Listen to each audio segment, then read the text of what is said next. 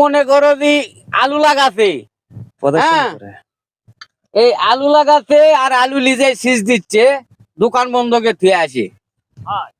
হ্যাঁ, এখন কৃষকের কি গতি আমরা চাচার থেকে শুনবো। চাচা, কৃষকের কি গতি? বা কৃষকের গতি বর্তমানে মোটামুটি যদি এই অবস্থায় আলুর দাম থাকে বা তাহলে কৃষকটা মানে কিছুটা কাটে ওঠা সম্ভব।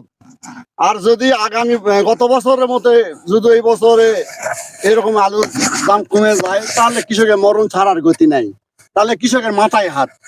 তাই আমি মনে করি যে এই বছর যদি এরকম দাম থাকে তাহলে আশা করা যায় মোটামুটি কৃষক কাটে ওঠা সম্ভব।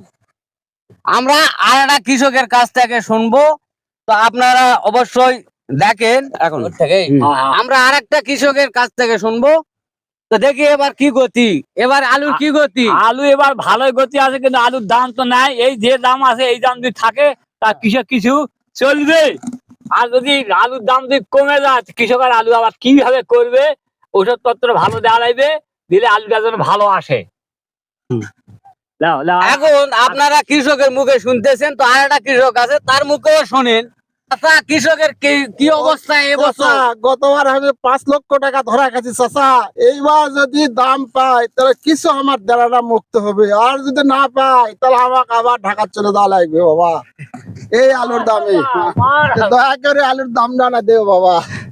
তো যারা মনে করেন যে সরকারি লোক, তো তাদের কাছে আহ্বান কৃষকের যে দাম যেন যেটা আছে এটা হলো কৃষকের চলবে, কিন্তু এর চেয়ে কম যেন না হয়, তাহলে কৃষক পথে বসবে। আর কৃষক পথে বসা মানে গোটা বাংলাদেশকে পথে বসা।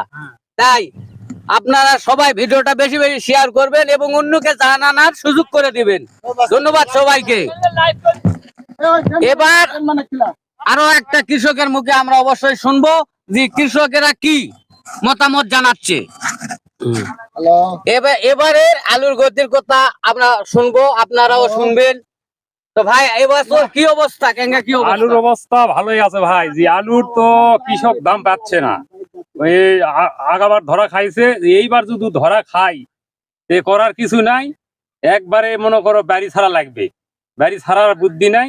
যে ওষুধ কীটনাশক ওষুধ গুলা বারে বারে দাম বেশি হচ্ছে। সব ওষুধ পাউডার টাউডার যত অ্যামিস্টার যত ধরনের পচামিনার জিনিস আছে, এই তরল যেটা ওষুধ বড়ি আছে সব জিনিসের দাম বাদ দিই, ওটা একটু কমান লাগবে সরকার